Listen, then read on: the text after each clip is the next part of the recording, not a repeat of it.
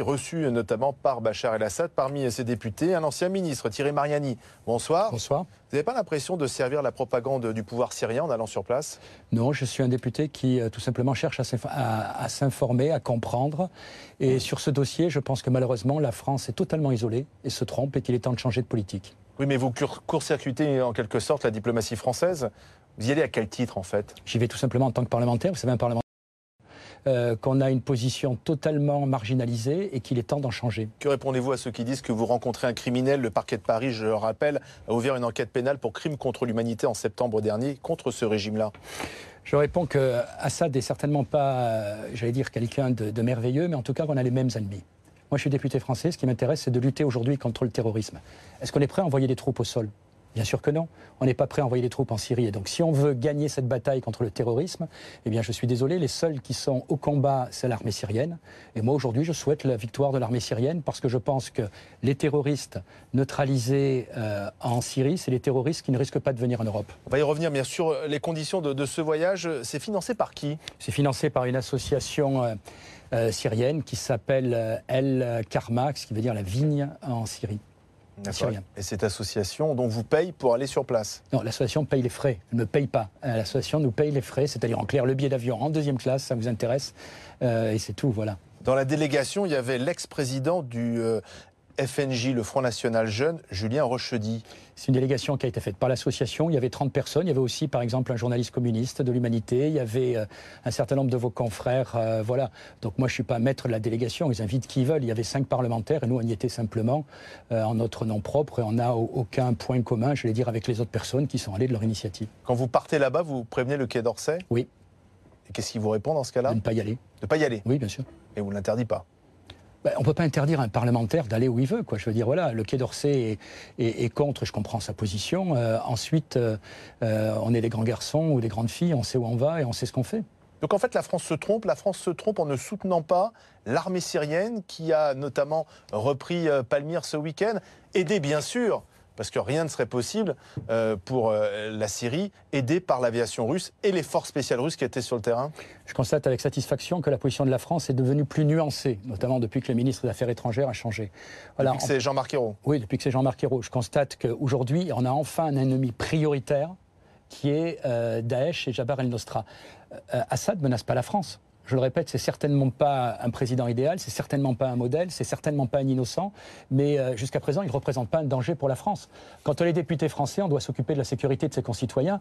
Et les terroristes, je le répète, qui aujourd'hui sont tués par l'armée syrienne, c'est autant de menaces en moins pour notre pays. Donc je pense qu'on a, sur ce point-là, la lutte contre le terrorisme et les intérêts communs. Ça veut dire que Bachar el-Assad est en train de reprendre en main son pays avec l'aide russe. Or, l'armée française intervient également sur place avec l'armée américaine, avec pas forcément les mêmes objectifs. Oui, mais pas forcément avec les mêmes résultats.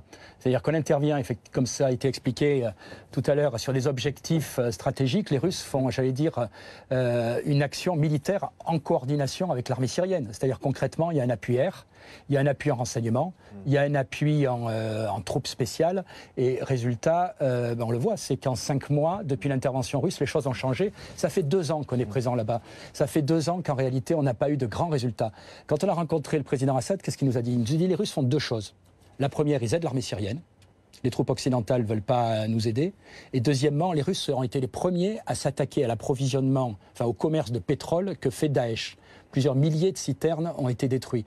Et attaquer le commerce de pétrole de Daesh, c'est aussi réduire les ressources de Daesh. Pourtant, on a dit qu'au départ, l'aviation russe ciblait surtout les forces opposantes au régime syrien, qui ne sont pas, pour le coup, des djihadistes. C'est ce qu'a dit effectivement l'observatoire syrien qui se trouve à Londres. Mais, excusez-moi, je pense aussi que dans ce genre de guerre civile, la première victime, c'est la vérité. Donc, bien sûr que les troupes russes ont aussi visé des opposants à Assad, mais en priorité, on le voit aujourd'hui. Moi, j'ai fait venir ici des humanitaires de retour d'Alep. C'est bien les avions russes qu'ils ont vus. Hein. Oui, mais Alep est occupé par qui?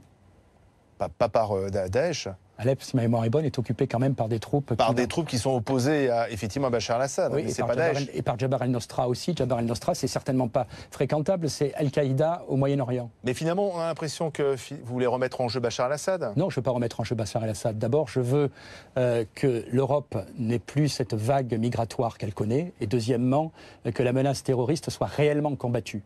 Or, je constate que sur ces 2 points, on a intérêt à avoir une stabilité en Syrie. Et aujourd'hui, que ça nous plaise ou non, grâce aux Russes, ou à cause des Russes, appelez ça comme vous voulez, Assad est incontournable. Donc finalement, là-bas, on a le choix entre soit une dictature, un régime insupportable, ou les djihadistes, tout aussi insupportables. Et vous avez fait votre choix. Oui, j'ai fait mon choix parce que je pense que c'est l'intérêt de la France. Et puis vous savez, quand on me donne des leçons de morale et qu'on décore le ministre intérieur de l'Arabie Saoudite, je me dis que la morale est à géométrie variable dans ce pays. Pourquoi, à votre avis, le président syrien vous reçoit ? Pourquoi il le reçoit? Parce qu'il sait très bien qu'il y aura un message qui passera en retour. Deuxièmement, parce que... Mais vous n'êtes pas dupe aussi que vous pouvez être instrumentalisé, que les images de votre voyage ont été montrées aussi. Je suis à tout sauf dupe, voilà. Sauf que je pense que, je le répète, c'est l'intérêt de la France aujourd'hui de changer sa position.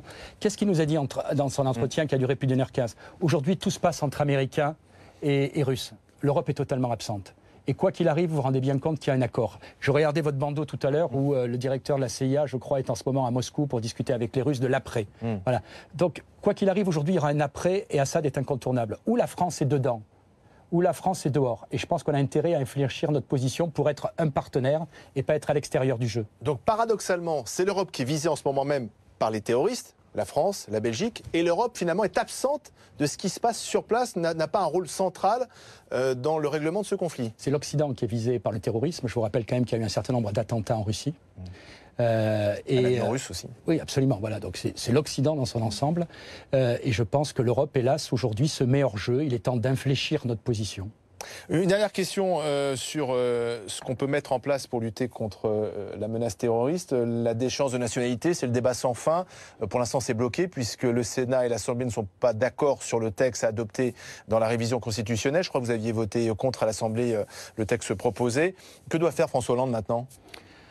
Je pense que s'il veut vraiment avoir un accord, il doit faire voter une déchéance de nationalité qui soit applicable. Moi, vous savez, je regarde ce qui se passe en Grande-Bretagne.